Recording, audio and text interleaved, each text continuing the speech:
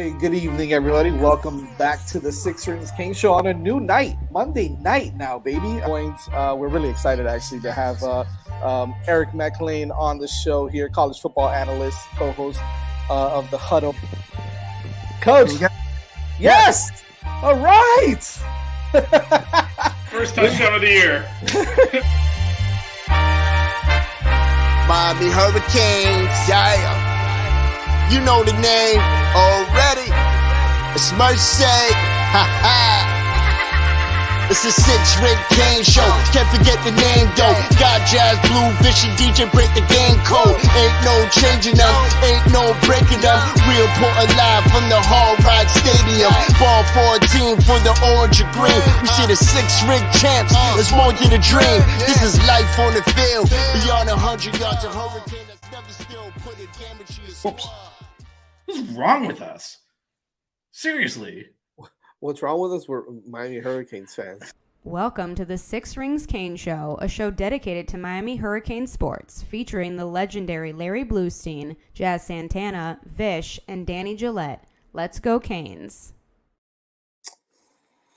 Back at it for a little more Miami Hurricanes talk. A little baseball action here. The only team that's in season right now. Yep. That we cover. Yeah, no kidding. Yeah, we won't talk too much about it, but I mean, there's still a little bit to cover because this is a pivotal weekend for Miami Hurricanes baseball as they are set to take on.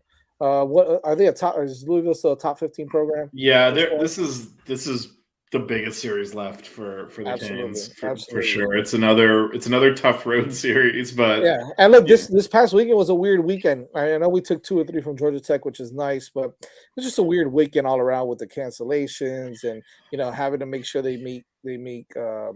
I'm honestly wondering why there was no moving of Saturday's game forward. They easily could have played it in the afternoon and gotten the game in, and I don't understand why they waited and then obviously had to cancel it when the rain was forecast. It was a little weird logistics, and like you said, the game was short, and now we didn't look into it.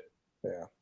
So I don't know. 2-3 is still good. It's still good. It's a series win, but sweep would have looked better at home. Yeah, and 2-3 is good, but like there's heavy competition for hosting in the. And there is a significant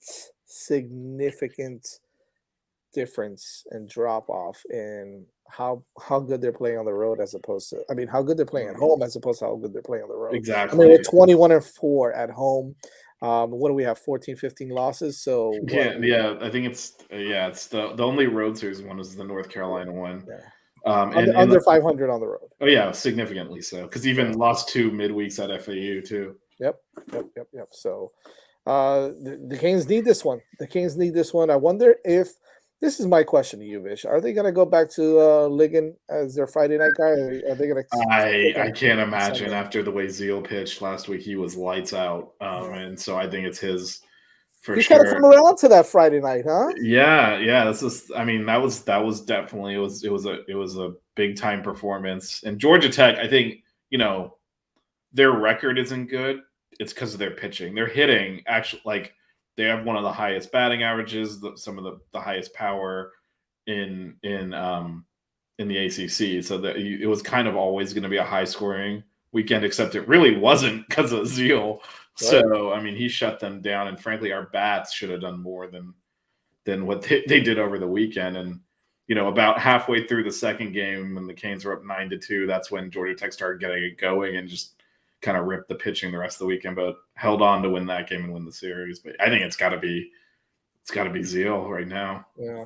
I think you got to keep it the way it is. And I'm not even sure about the other two because, as you said, it was such a weird weekend because they announced it as Rosario was going to go Saturday and Ligon Sunday. Then when it rained out, there's a doubleheader and they put Ligon in first. So I don't know if that means that. I don't know what any of that means, to be honest. Yeah, it's weird. I just think it was a weird. Like I said, it was a weird. Series on. Do they play this week at all? The midweek, you mean? Yeah, midweek. Yeah, tomorrow hosting FAU. At FAU again? Yeah, hosting. Oh, okay. So it's the 4th game against FAU. Jeez, we played twice at and twice at home. Gotcha. But then the big one is the traveling to Louisville for a Thursday to Saturday series again. I don't know what's going on with all these Thursday Saturday series. So. Yeah, I'm not sure either.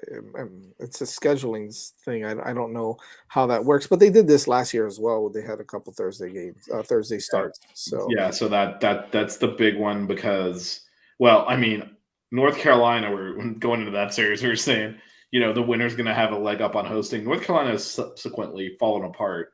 Got swept by BC, who's now back in the hosting conversation. And North Carolina's on the bubble to make the tournament. So life comes at you fast in the ACC because it's so it competitive. does. BC having themselves a strong season, huh? Yeah, they're borderline host. The Canes are borderline host. Louisville's borderline host.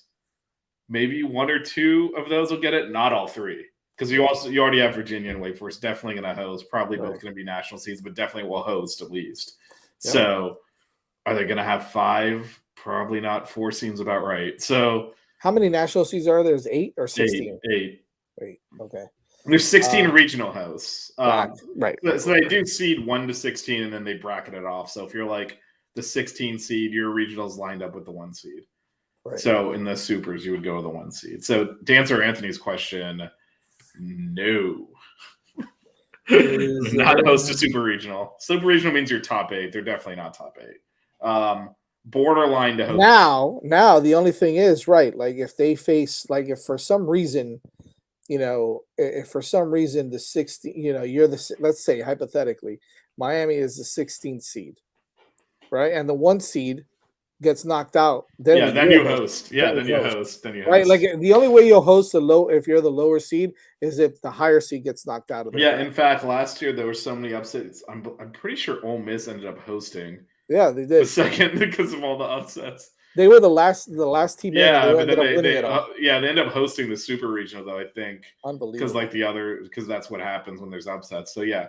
But I mean, we got to get out of the first weekend first. We haven't done that in 6 years. Rough. 7 years. So, and as Jazz said, like the home road record for this team is a massive difference. So unfortunately, they have to go on the road this weekend and win a series to really, make a case for. If they can do that, if they can take 2 or 3 from Louisville, then I think it puts them in great shape because it kind of moves them above. There's allegedly not they don't pay attention to what conference you're from. That's BS. They're not going to have 5 ACC teams host a regional.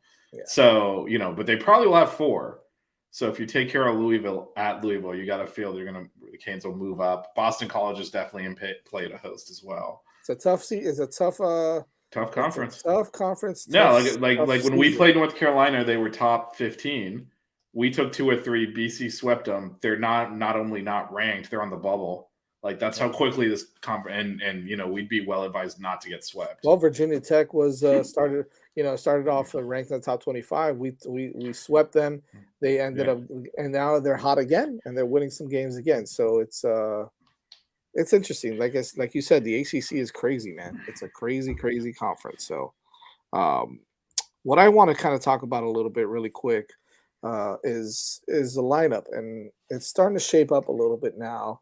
You've gotten a little more consistency. However, I think they're still leaving too many men on base.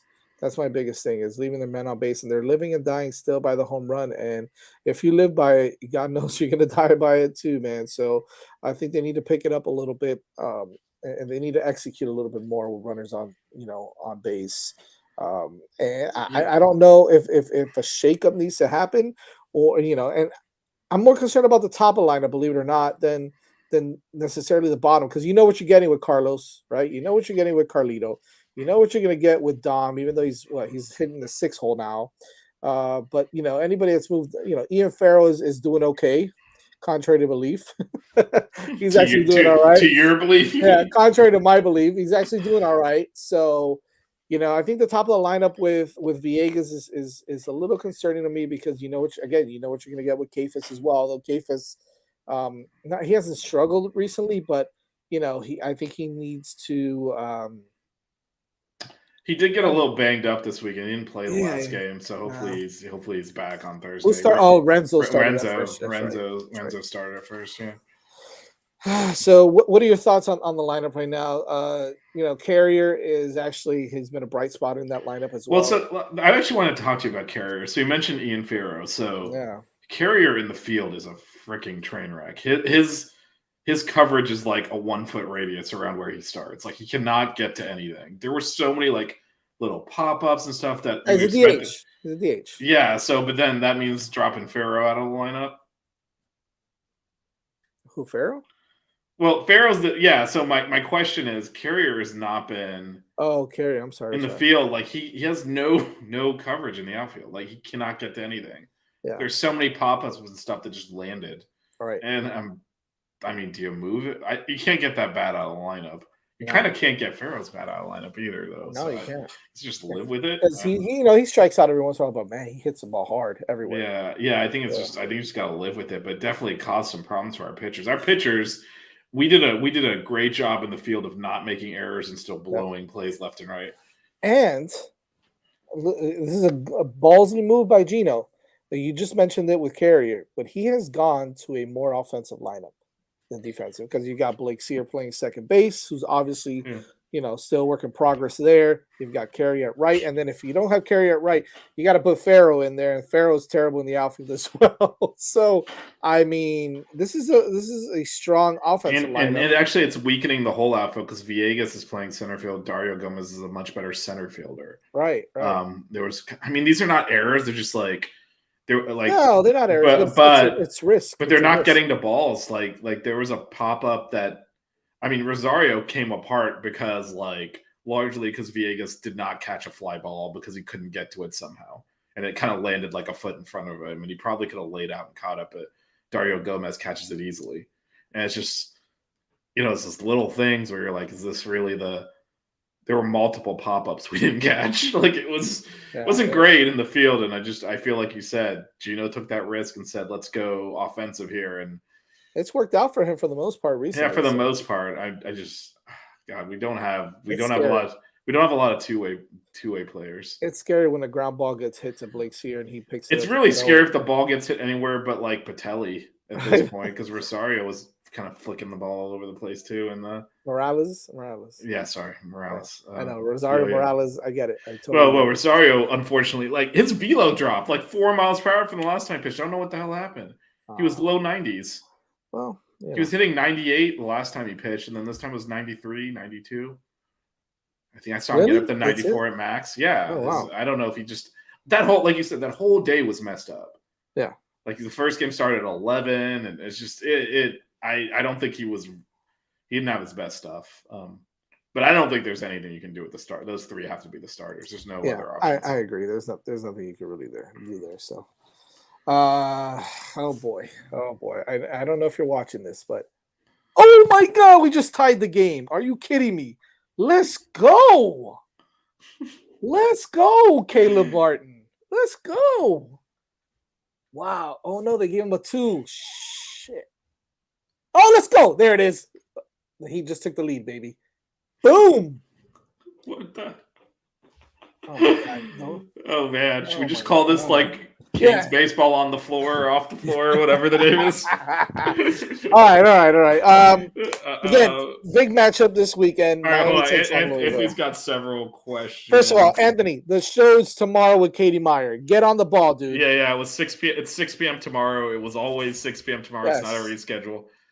Read the original tweet more carefully. Yes. Now, in terms of this, I mean, the Canes have played one of the toughest schedules in the country. So yes, and we have another top 25 series this weekend against Louisville, but already played at Florida, at Wake Forest, at Virginia. They're all in the top 10. Correct. North Carolina, I guess, isn't ranked anymore after this last weekend, but they were 15th when we played them. So those are all just on the road. Yep. And then another one this weekend. So yes.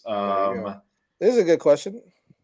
Oh wait, let me see. I'm not worried about the heart of the Yo-Yo's actually been very consistent. He's been very consistent. He's just not hitting the ball out of the park. Yeah, but that's because he's just taking it. He has a lot of RBI. They're pitching very carefully to him. Yeah, and he's just like, fine, I'll pop this into right field for a single and get the runs home. Yep. That's exactly and then this is the interesting question you want to get to. Yeah, is there a freshman outfielder that you can see supplanting Lorenzo or Ian at a starter that we have on the roster? No. The only one I can see getting more playing time is Jacoby Long, right? He's done a good job. He did play a little bit in the second game? I think he pinch ran, and then he's been getting in as a pinch runner, and then he's also also a better fielder. So I saw him hitting though. He got because the spot. Like we're very quick to kind of the problem you talked about, Jazz. Like we start with the offensive lineup, but we're quick to pinch run with him because it also improves your defense, and he's been okay at the plate. So he's hitting over 400. Yeah, so far, but I mean it's limited sample size, but no. So I think I think we lifted Carrier for him because we get a better defender in there, and he's a better base runner. But as far as like just supplanting him completely, no. And I don't know if there's anybody that you can see supplanting him with how good he is playing. He's playing well. I think this is the lineup. I think the only question mark at this point is whether I think Gomez or Villegas starts. I think everything else is kind of it's these guys. You just got when it comes to that, you just got to play the hot hand there. Neither of them have been. I know. No, but it's definitely like none of the other. I think Farrell's going to DH. Carrier's going to be in right field. You're going to definitely have Levinson, and then Yo-Yo, Patelli, Sear, like you said, he's kind of locked into that second base position now, and then Kafis, and then Perez behind the plate. Like that's kind of it. There's not really good other options. Now there will be, like you said, pinch runs, defensive subs, and all that, but that's your starting lineup, and the only swing position is really center field. Which I'm assuming if the other team starts a lefty, we might see Dario Gomez. Yeah, maybe instead of Villegas, but that's probably the only change they would make. Yep. All right, ladies and gentlemen, keep it locked here on. Make sure you follow us on Twitter. Also, we'll give you some updates. Oh, he just hit a 3, and we just took the lead again. Let's go. Make sure you keep it locked at Six Rings Canes. For live Heat game updates as well. Oh God! Yeah, he traveled. Anyways, all right. Jazz is having a meltdown over here, so let's. I think we can probably just big series at Louisville this weekend. We'll definitely be back next week to kind of talk about that, and we'll actually after this is kind of the last big series for the Canes, so we're gonna know a lot about where they stand after this after this series this weekend. Make sure you watch the Katie Meyer interview tomorrow too. Yes, awesome. and that we'll actually be talking about basketball, and then instead of watching it. So I'm terrible at this. We'll see you guys later. Yeah, we'll see you later. And also, just real quick, Wednesday we also have Matt is back from whatever the hell he was doing last week. So we got a couple of basketball shows coming up this week. Matt is back and hitting the Apex. The Apex is Wednesday. That's right. Yes, there's actually a race this weekend. So. There is a race. I'm excited about that. By the way, go to prizepicks.com, offer code 5 FIVE, and you can actually do Formula 1 now. So thanks. So get in there, do that. Thanks for being my wingman today, Vish, and taking. I know you're distracted. Taking up the slack. The Mavericks did me a favor and opted out of the playoffs. Yeah. So I got nothing but time, man. But so stay tuned to the channel. A bunch of other shows this week on Formula 1, as we said, as well as a couple of Canes Hoop show. And then we'll be back after this Louisville series, which is a big one. Again, this is kind of we got to win this series to host. I feel, and this is the biggest series of the year. So absolutely, we'll see how that goes. We'll see you guys. Bye.